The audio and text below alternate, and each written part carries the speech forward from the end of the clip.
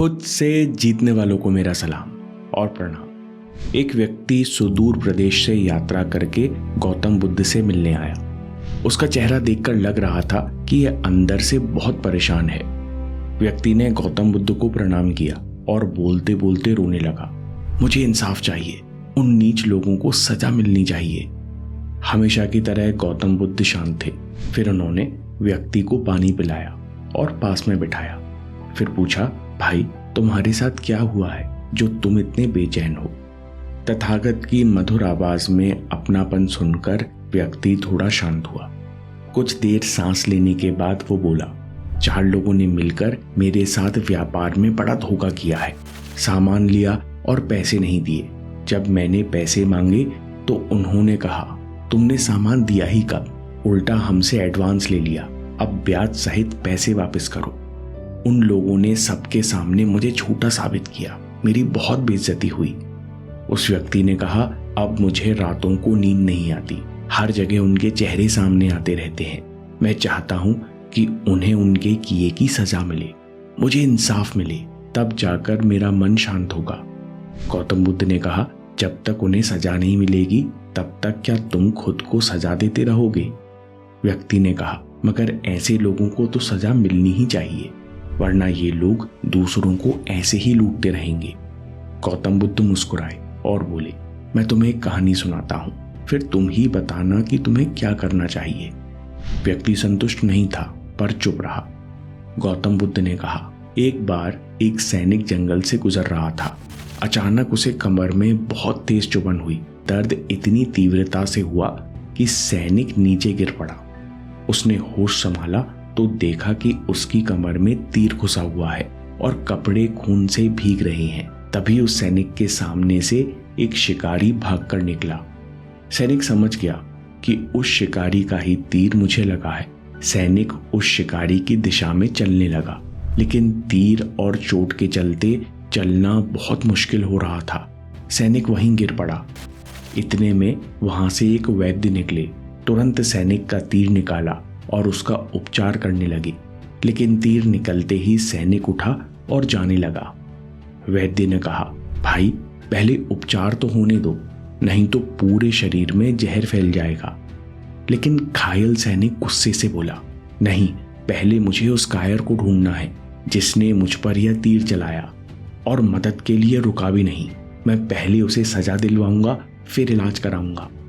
वैद्य ने समझाया, बेटा अभी केवल तीर निकला है, अगर थोड़ा सा भी जहर अंदर रह गया तो पूरे शरीर में फैल जाएगा, तुम्हारी जान भी जा सकती है। गौतम बुद्ध ने कहा, लेकिन वो सैनिक गुस्से की आग में अंधा बहरा हो चुका था। शिकारी की तलाश में वो काफी देर तक जंगल में भटकता रहा और अंत में जहर फैलने से उसकी मृत्यु हो गई। ये कहानी सुनाकर गौतम बुद्ध ने उस व्यक्ति से अजीब सवाल पूछा, अच्छा ये बताओ उस सैनिक को कितने तीर लगे थे? व्यक्ति ने कहा, उस सैनिक को तो एक ही तीर लगा था। गौतम बुद्ध ने कहा, शिकारी ने सैनिक को एक ही तीर मारा था, पर सैनिक बार बार खुद को क्रोध और बदले की भावना के जहरीले बाण मारता रहा।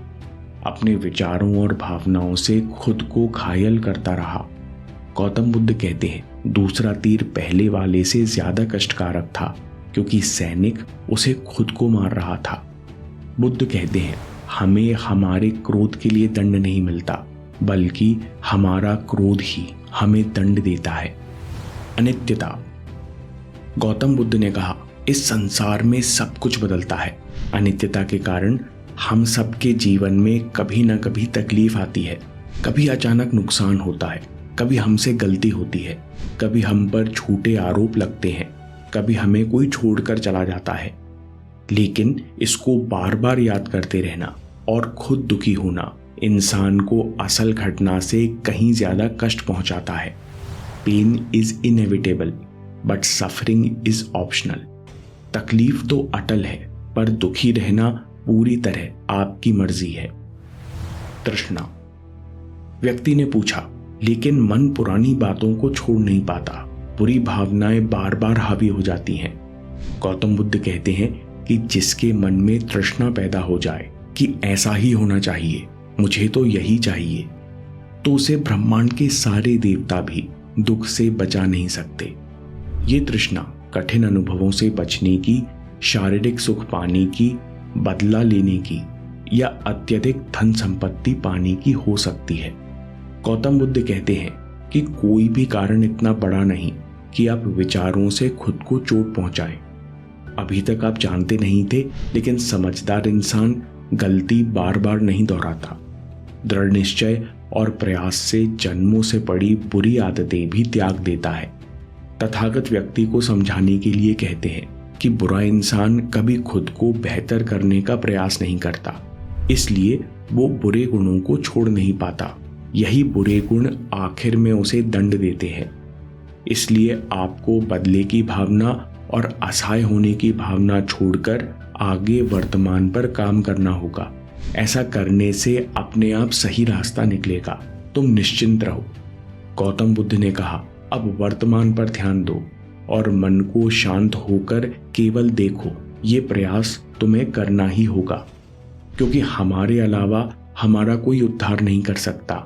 हमें मन को जीतने के रास्ते पर खुद ही चलना होगा। लेसन्स, अंतर मन से शिकायतें मिटाओ। दोस्तों, किसी न किसी मात्रा में हम अपने सबकॉन्शियस में कई सारी शिकायतें लिए रहते हैं, जिस कारण हम चाहते हुए भी खुश नहीं रह पाते। थोड़ी सी बात हमें उदास कर देती है।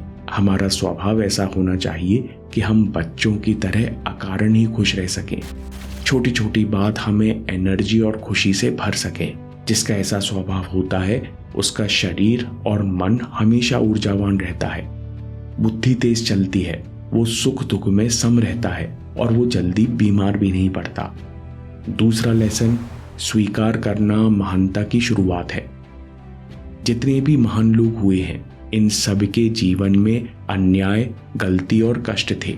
इन्होंने सबसे पहले अनहोनी को स्वीकार किया कि हाँ ऐसा है। अब मैं इसके बावजूद शांत और सम रहकर उद्यम करता हूँ, प्रयास करता हूँ, प्रेजेंट में जीता हूँ। दर्द, कमी, गलती को स्वीकारने से महानता और प्रेजेंट की शुरुआत होती है।